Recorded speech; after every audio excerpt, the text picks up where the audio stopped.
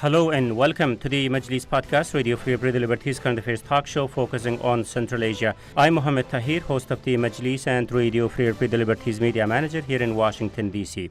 On this platform, as we are closely monitoring and assessing Russia's war on Ukraine in the context of its implications for Central Asia, we recently came across another disturbing allegation about recruitment and subsequent deployment of Central Asian migrant workers in Russia to Ukraine as part of the Russian military invasion. Examples are still anecdotal, but we are seeing growing evidence to that end. And there are discussions about the circumstances in which those migrant workers are recruited and the reasons behind why they end up in the battlefield. So in this episode of the Majlis Podcast, we decided to take a deeper look into this development and try to make sense of what is going on and where all this is headed going forward. To discuss all these, I'm joined by Sher Hashimov, freelance journalist and a co-author of a recent Moscow Times report discussing Central Asians in the front lines of Russia's war in Ukraine. My colleagues, Alisher Siddiq, the director of Radio Free Liberties Uzbek service, who broke this story a couple of days ago. Salim John Ayubov, the director of Radio Free Liberties Tajik service, whose team just reported about the body bags of Tajiks arriving from Ukraine to Tajikistan, and Bruce Pannier, a prominent Central Asia analyst. Thank you, colleagues, for joining us on this very important conversation. So let me start with you, Alisher. As was reported by your team a couple of days ago, the discussion about this topic started from a video clip of an Uzbek man driving a Russian military truck in Donetsk, Ukraine, and in that he was explaining why he was there and what was going around him. And then we know you have reached out to this truck driver and spoke to him and several others who are familiar with the backstory. So why not you start the conversation, Alisher, by telling what you heard from this man and what was your assessment of what was going on? Thank you so much, Mohammed Tahir. Yes, indeed, there was an Uzbek labor migrant who bragged on phone, sharing the video in a group, apparently a group of his friends on Telegram, where he's featuring himself in a truck, saying that he's heading towards Ukraine, and also claiming that this is a good opportunity and basically wishing good luck to everyone. Then the video circulated in the social media. It caused a lot of discussion and debate. We tracked the guy down and we found his phone number. Right. We called him. So evidently he was very disturbed, very afraid of the ramification of this. I mean, he didn't realize that video would go viral so much. So Alisher, Alisher, just at one point there. So he was disturbed because the video went viral and he was afraid of the circumstances, or he was disturbed because where he ended up? No, he was very much afraid of, as he later told us, about his family in Uzbekistan, because during the first military campaign of Russia to the Donbas region, there were incidents related to migrants joining the army. Back then, Uzbek government introduced a criminal punishment for joining foreign military operations and just serving in any foreign security service. So it's a punishable crime up to 5 years. And we have lost the contact with him after that to know to how extent his family members were contacted by the Uzbek security services. But he said that his family was already approached by the security services, and of course they would be very much interested in him because it's definitely something that Uzbek government doesn't like, you know.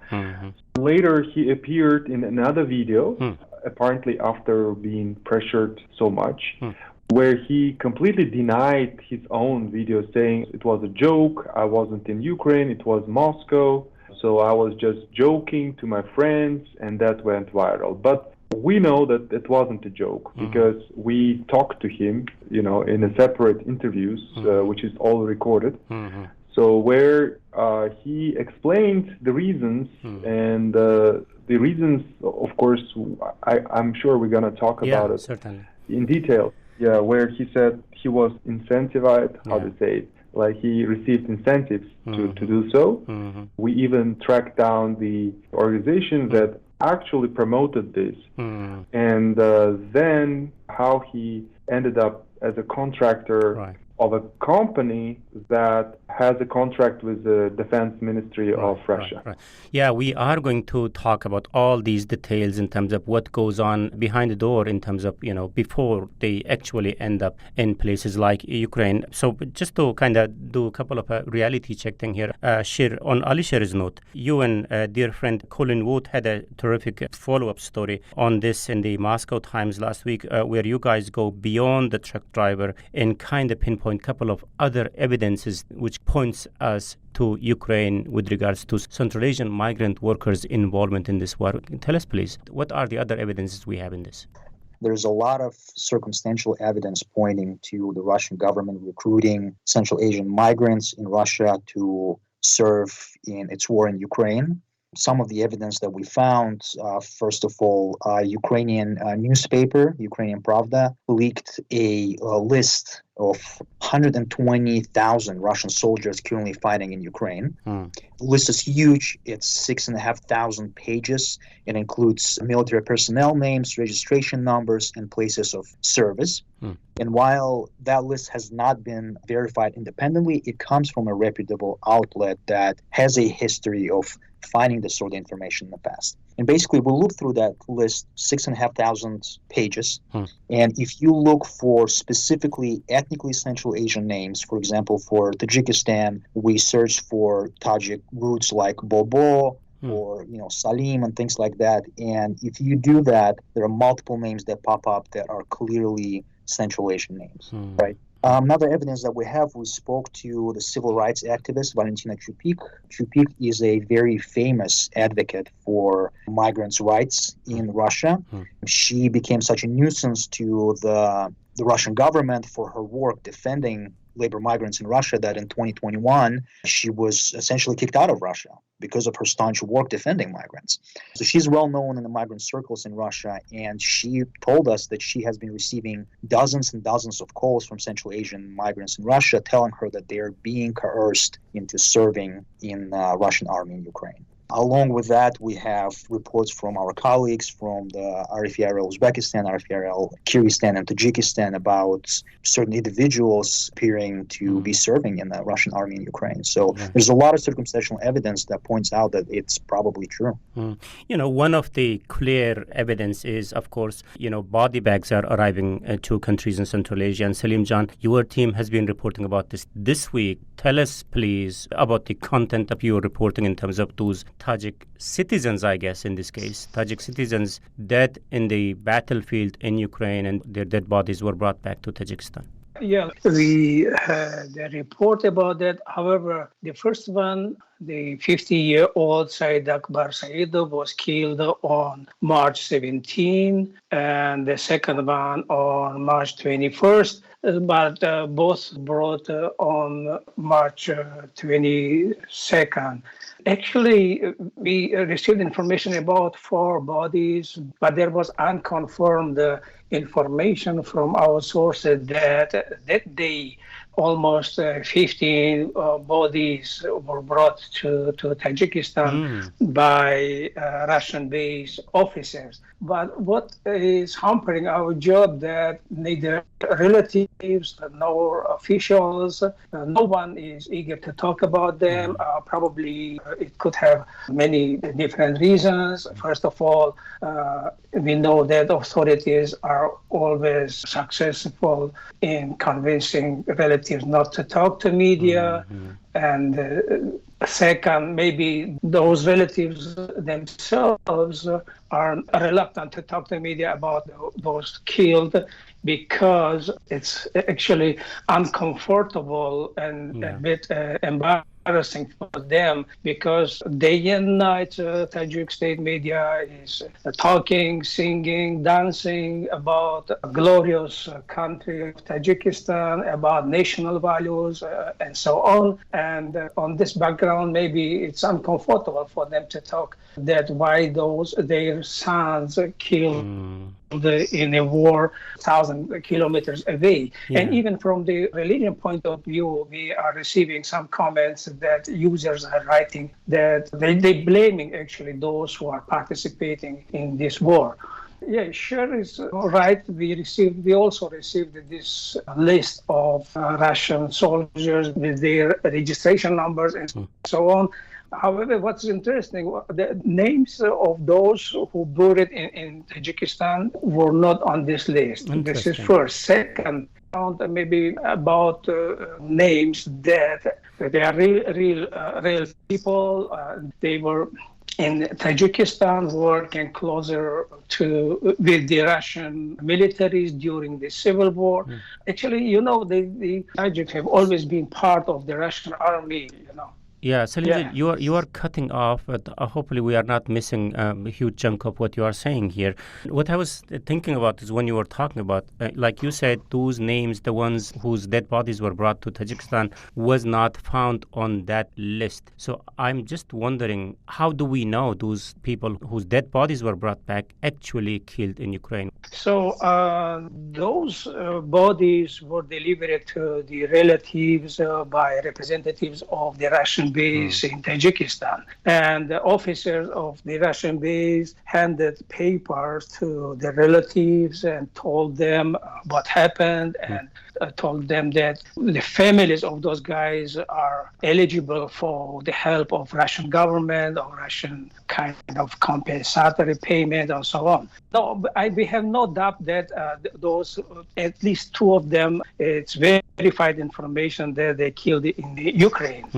But we have been receiving more news that even from migrant communities also there. Just 3 days ago in Chelyabinsk, the Tajik diaspora buried a 24-year-old Umed Davlatov, who is son of Tajik migrants who moved to Russia several years ago. Very, very interesting. I know, we are just touching the surface of the bigger story here, but my intention in this part was just to kind of do a reality check on those Central Asians joining the battle. But there is equally important backstory, as both Salim Jan and Alisher, you guys hinted, and we are going to talk about that in terms of how the process works, how they end up in Ukraine. Certainly, we are going to get to that. But before, so Bruce, let me invite you to jump in here. I mean, like Tajikistan, we also heard report, at least in one case, one dead body arrived to Kyrgyzstan. Apparently, the guy was Russian citizen, but he was ethnic Kyrgyz. And I guess we heard about this week. So tell us, please, what else we know about this case. Yeah, I mean, they say he was a Russian citizen, but that appears to have happened very recently. From the reports that I looked through, he just got to Russia sometime last year.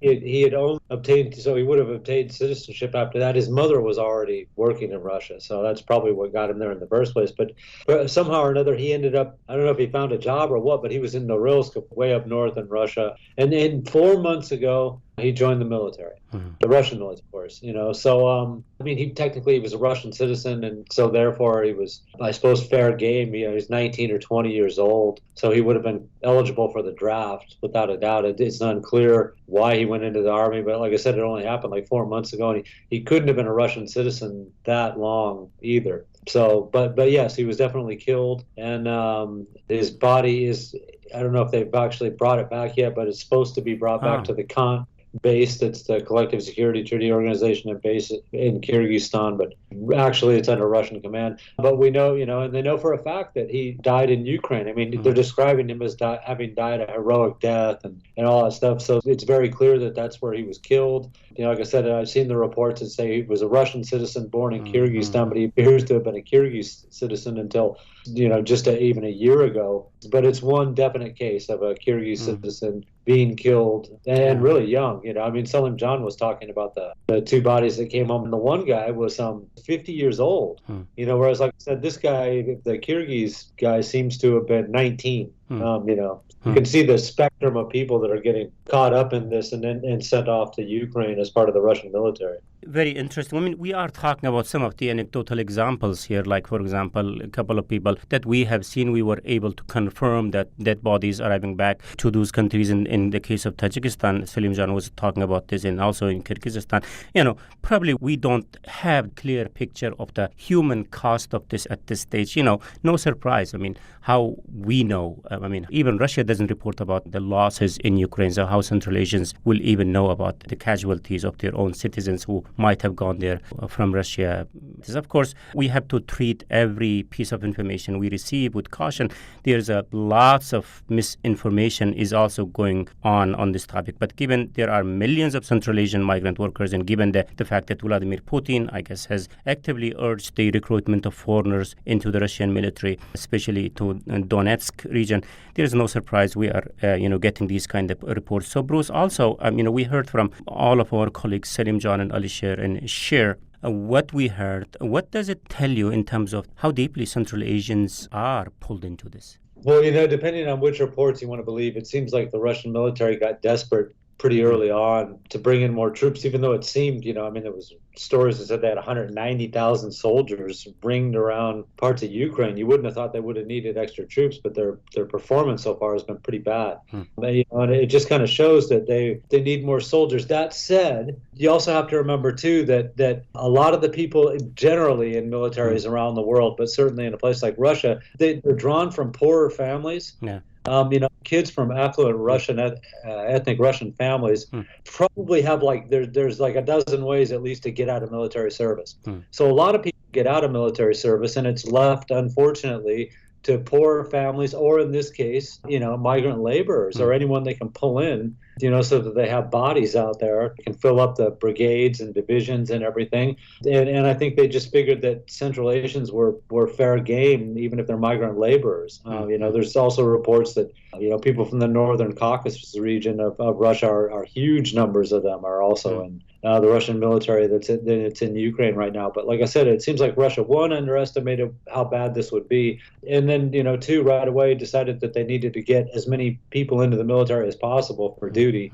And this was one of the ways they hit on, was just to go after the migrant laborers who are a lot of them are easily intimidated, right? Sher's article pointed out that they bring these people in and tell them you have to do this, especially if they want Russian citizenship or they just got Russian citizenship or something, and they say, you got to join the military or else, which is not right, but they don't know that.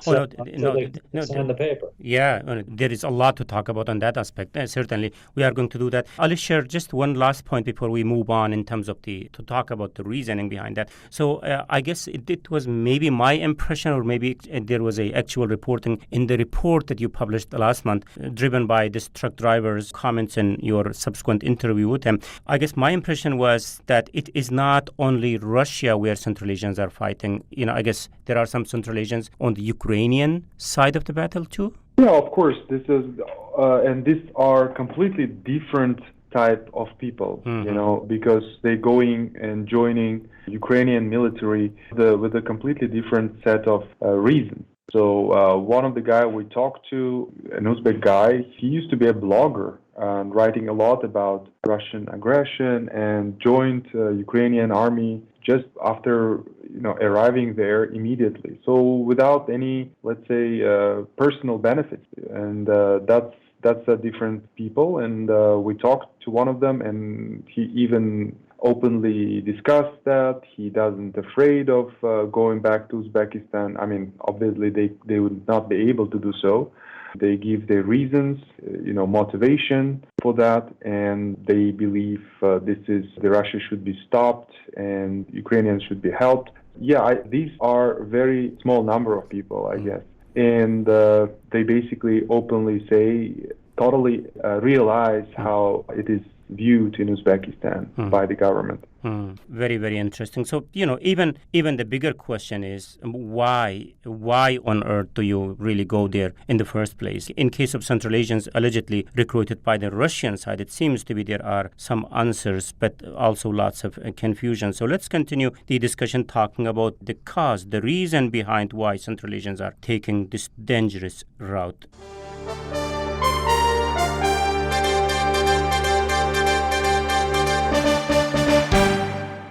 first, let me recap the debate that today on the Majlis podcast. I'm joined by Sher Khashimov, a freelance Central Asian journalist originally from Tajikistan, Ali Sher Sadiq, the director of Radio Free the Liberties Uzbek service, who is from Uzbekistan, Selim John Ayubov, the director of Radio Free the Liberties Tajik service, who is also from Tajikistan, and Bruce Pannier, a prominent Central Asia analyst who's about to launch a Central Asia weekly newsletter. And I am Mohammed Tahir, Radio Free the Liberties media manager and host of the Majlis podcast here in Washington, D.C. And we are discussing Central Asians in the front lines of Russia's war in Ukraine. So on the questions of front lines, though, maybe Ali Sher, you are the right person to talk about this. Obviously, the cases of Tajik and Kyrgyz men who died in the battlefield gives you an impression that they were part of the battle in this or the other way, maybe perhaps in the front lines. But in the case of this truck driver that we were talking about earlier, it seems to me that he was recruited to help in logistics. He was saying there are more people from Central Asia around him. So what do we know, Ali Sher, from your conversation with this man or the other people that you spoke in your report about what those people are recruited for?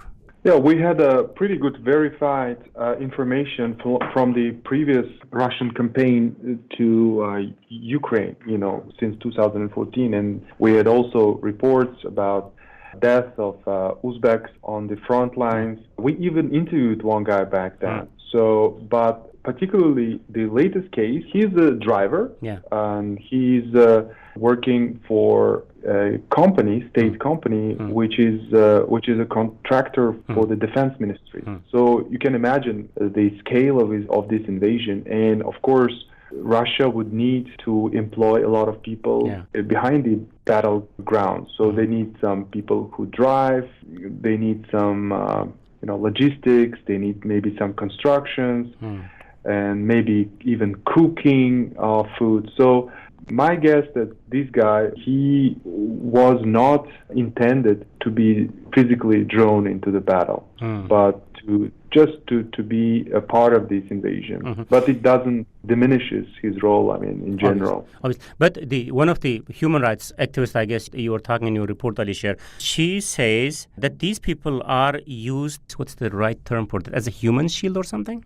And she was just saying this just to say it, or maybe she had some basis to claim that this is the purpose behind all this, recruitment process of Central Asian migrant workers? Yeah, again, we need to look into concrete things in order to give, wider claim of the scale of recruitment of migrant workers. So far as we know, the law is not officially went into force that was initially proposed by Kremlin that would allow to get citizenship in return of your service in the Russian army.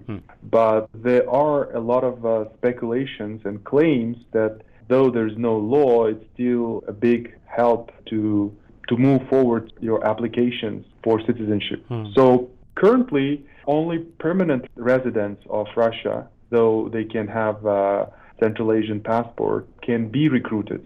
So they can be recruited, and of course, their application for citizenship will be sort of expedited based on that. But I still believe that Russians still keeping this as an option for future, because obviously there's a big trouble, which is now surrounding labor migrants. They can be incentivized even more because they lost their jobs, because ruble doesn't cost anything. So the scale is still limited because this potential is still untapped. And some even said, I was going through the comments and how people are reacting. Some people even say, even those migrants, we would go even for less, not for citizenship, but for payment or for, let's say, for the so-called license to work in Russia, which also costs something. So it's still the kind of a potential that the Russian government can materialize. But it's very worrying that those whom we see now are just the first, let's say, first signs of that policy. Yeah. On that, I guess in your report, and also share in your report, the human rights activist that we are talking about here, her name, I forgot her name. Yeah. I think she was saying the whole idea of the promise of citizenship is anyway a false pretext, at least this is how I understand it. But this was one of a couple of incentives, I guess, the way I understand it from your reporting. One is obviously like this truck driver was talking about. He was bragging about, how much money he was paid to get there, to go to Ukraine, for example. The obviously money, as Alisher was talking about, in this kind of, financially uncertain era that Russia is in. So obviously money could be one way to lure those people into this thing. And also, I guess, again, I saw this in your report, share, is there was one Kyrgyz man saying something on his Instagram channel. Correct me if I misunderstood him. My Kyrgyz is still improving. So he was saying, I guess, those who have Russian passport leave the country to avoid recruitment. This is what he was saying. If this is what I understand correctly, it looks like there is also some kind of fear element to it that you might be just pulled into whether you want or not. That's right. Yeah. So the social media report that you're referring to, it was a TikTok video by an account called Kyrgyz Nation, where the speaker in the video in that account essentially warns of the possibility that Kyrgyz migrants could be called up, drafted into the Russian army, and he essentially implores them to leave Russia and go back to Kyrgyzstan to avoid that sort of fate. In terms of the fear factor, I'll take a step back and say this. It is important to understand the role the Russian citizenship plays in this entire dilemma. Central Asian migrants, millions of them, go to Russia every year in search of employment, in search of income, because Central Asian economies cannot support them, cannot provide them with those things, right? And then when they get to Russia, they face daily discrimination, daily harassment, wage theft, massive bureaucracy, even threats from law enforcement and from the government. And in order to deal with those daily pressures, they hunt after the Russian citizenship, because the Russian citizenship helps alleviate those daily frictions of living in Russia. That's the desire that the Russian government is exploiting in this situation. Those migrants who don't have the citizenship yet, they have only permanent residence in Russia, for example, they are promised the citizenship. But those who do have a citizenship are facing a threat of that citizenship being revoked if they do not respond to the Russian government's call to serve in Ukraine, because many Central Asian migrants are so desperate to receive the Russian citizenship, understandably so, that they hire third parties to help them with their applications. Those third parties, because they're interested only in profit, they cut corners, they bribe officials, they forge documents, and once you receive a citizenship, if your underlying application has those forged documents and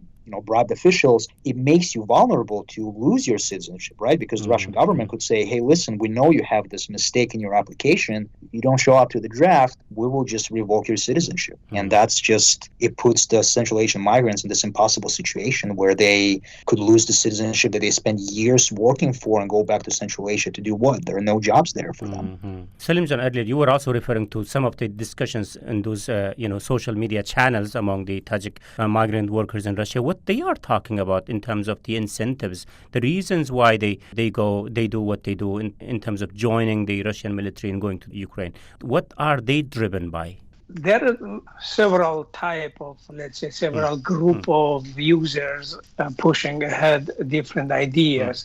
First of all, as I mentioned, that those who are very religious, they are condemning war and they are asking others not to participate in this war. Some of them are talking about that this is unjust war when one country just entered another country and things like this. And the second group who thinks that since they received Russian citizenship, so they should go when the government, as Cher mentioned, called them up to go. Because if you ask for their citizenship, so you are liable for the military service to this country, because you are going through the procedures and declare that you will be loyal to this country and so on. And the third group of users, they say that they're ready to go voluntarily to fight for Russian cause because they think Russia is right. They think Putin is doing the right thing. So those three different groups. But overall, the Tajik society, I mean, in both in Tajikistan and those who are in Russia. By the way, just last year, around 70,000 Tajik citizens received Russian citizenship. And I should tell the audience that Tajikistan and Russia have dual citizenship law, and until recently, when a lot of Tajiks went to Syria and Iraq, and the Tajik parliament adopted a law that whoever will fight foreign war should be punished up to 20 years in prison. And just recently, they probably not without a Russian hint, changed the law and adopted and amended it, telling that if it's about those who have also Russian citizenship, depends on their will or something like this. But overall, in the two parts, and just recently we had a very good debate show when one side completely condemned Russian actions in Ukraine, and the second part fiercely defended that. So this is what we can see in Tajikistan. But what is interesting, whoever defends Ukraine cause, they are mostly those who are opposed the current government. And those who support Russian war in the Ukraine, they fear supporter of the government. So this kind of thoughts are brewing in the Tajik society. Interesting dynamic there. Alisher, earlier you were also talking about this online channels which are kind of facilitating this process. Like, what was that? One of this was migrant or something? And I guess you guys are also reached out to him. Yeah, when we contacted him, he immediately began denying that he has nothing to do with that, of course. So, but yeah, there are a lot of social media sort of, let's say, groups and channels where people exchange views, and that's also a dangerous part of it. So people just can get hooked without any knowledge and about any understanding of what's going on. So that's, the guy even said that he announced that, and that was he was citing a new law, but he was trying to help migrants. So the call that he put out was like, hey guys, if you want to join Russian military to go to Ukraine, and there's an element in the Russian law which would expedite he was referring to the law, saying that that would allow you to speed up your citizenship application process. This question is kind of for everyone. Like, we have spoken to numerous sources for this reporting. Obviously, you guys have done a lot of them. So, of course, there is no concrete data in terms of what size and scope and figure we are talking about in terms of the involvement of Central Asian migrant workers in Russia, in Russia's war in Ukraine. Any estimate that we can throw here? Are we talking about hundreds, thousands? Look, you remember we've done a lot about people like migrants leaving to Syria or Iraq, to join these extremist groups. And for example, that part is also, let's say, it's illegal, it's a terrorist organization, it promises you nothing but the havens, right? And imagine you have millions of labor migrants in Russia, and you do something legal that state authorized.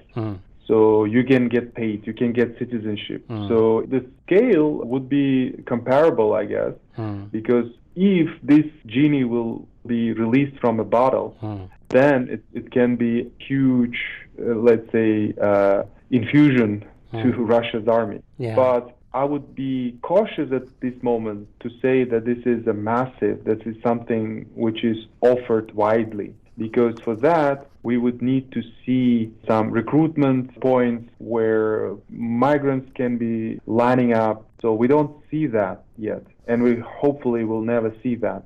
In the eyes of the Central Asian authorities, it's kind of, again, open question, maybe Shir, Salim John, Bruce, in the eyes of the Central Asian authorities, going to Ukraine on behalf of Russia and fighting is an illegal act, and it's punishable by the local laws of those Central Asian migrant workers, I believe. Salim John. As I mentioned, the amendment of the law, no.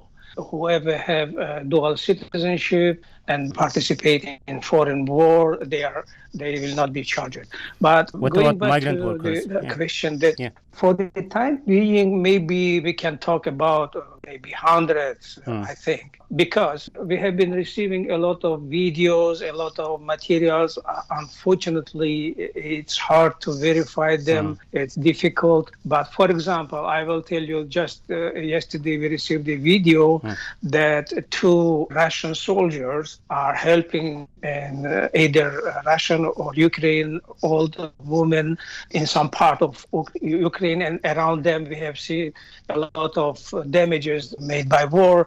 And those two guys are talking in Shugni dialect of Pamiri language. And they are talking what to do and how to do. However, it couldn't be find out that either they are fighting on side on Russian side or the Ukrainian side. So now, and a lot of others, probably you have seen on Twitter that a video that of the first prisoner of war who told those who were interrogated him that he is from Tajikistan. So now maybe we are talking about hundreds, but as we're seeing that the war is going to actually to nowhere when the Russian army is just sitting around the cities and bombing them from distance, and it has some logistic problems and so on. Maybe in the future it will be growing. Why? Because we shouldn't forget that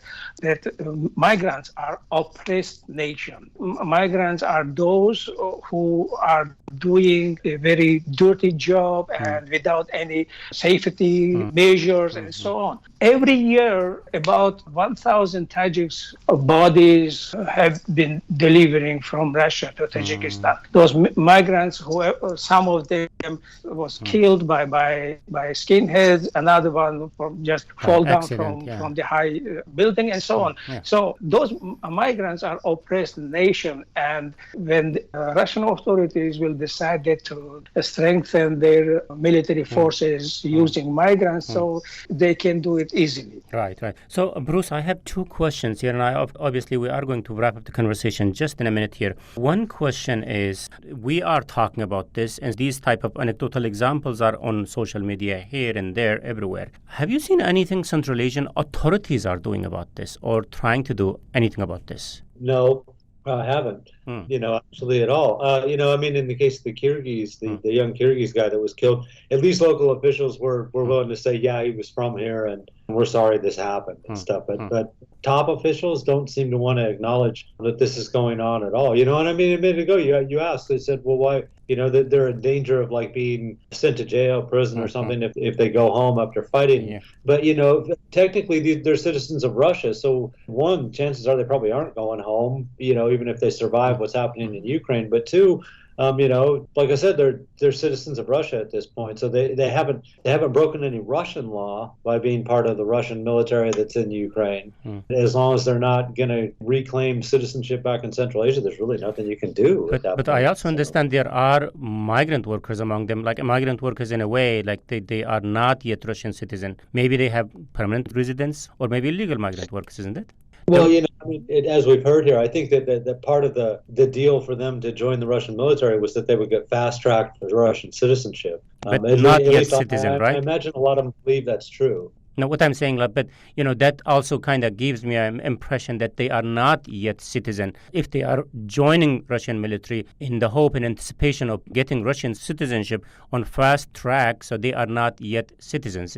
Maybe Hashimov, maybe you worked on this topic more than we did. I mean, the legal status of those people, the ones who are joining, at least to the extent we know. Are they only those Central Asian migrant workers who are Russian citizens, or among them you see with the status of permanent residency, or maybe with the illegal status, that they don't have any status yet? The Russian government is targeting both those who already have the Russian citizenship with threats of, taking away that citizenship unless the Central Asian migrants respond to the call. But also the Russian government is targeting those migrants who do not have a citizenship yet, who are still on a permanent residence permit and who want to receive the citizenship. And for them, the allure is a fast-track application. As far as illegal migrants being coerced into serving in the Russian army, I don't think I've seen any definitive reports that could prove that.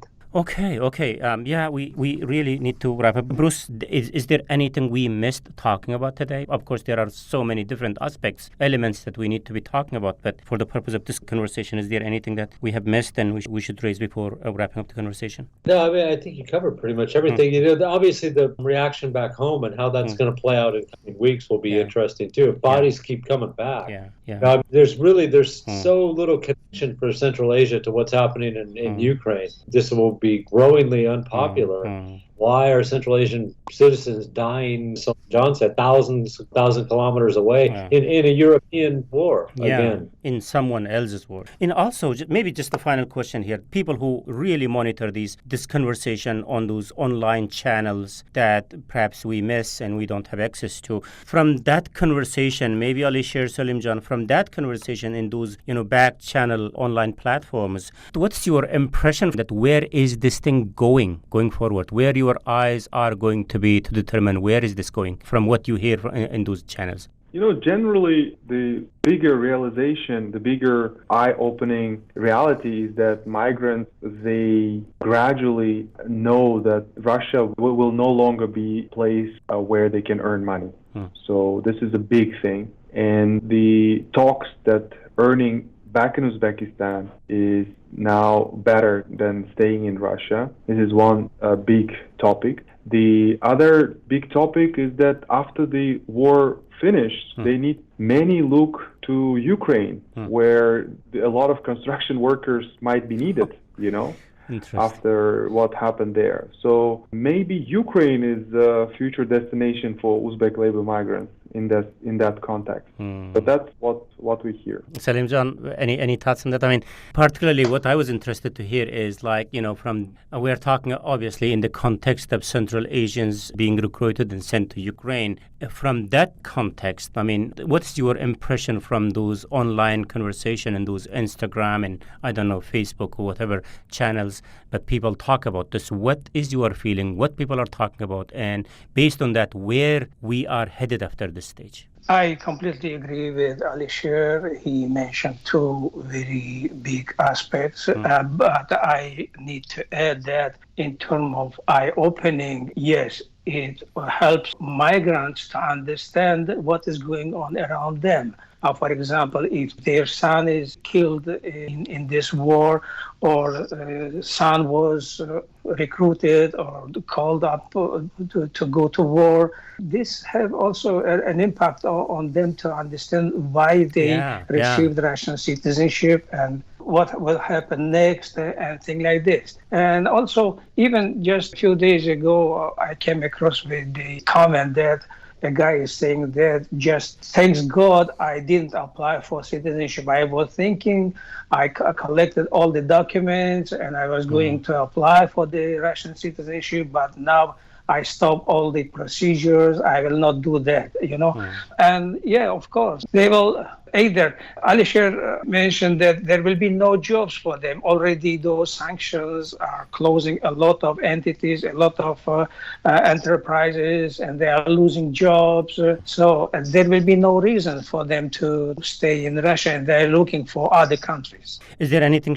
Bruce, you want to add very briefly, and then we will wrap up the conversation with that? I mean, I'm just trying to get your thoughts on what the future discussion is going to look like in this. I guess from my side, I had some informal conversation with low-level state employees in Tajikistan. And to me personally, I'm very curious about the position the governments in Tajikistan and Kyrgyzstan will have on this issue, because from one side, they're facing the pressure to condemn the participation of their citizens in foreign conflicts. But from the other side, neither of those countries can support hundreds of thousands of their citizens coming back and looking for employment in their countries. Tajikistan just does not have employment opportunities, does not have the social services to support all those people. And so in kind of a very perverse way for the government, it is not good to have all the citizens sort of come back, and so I think that sort of puts the governments in a very weird position of like, what do we do? What side of the issue do we fall on here?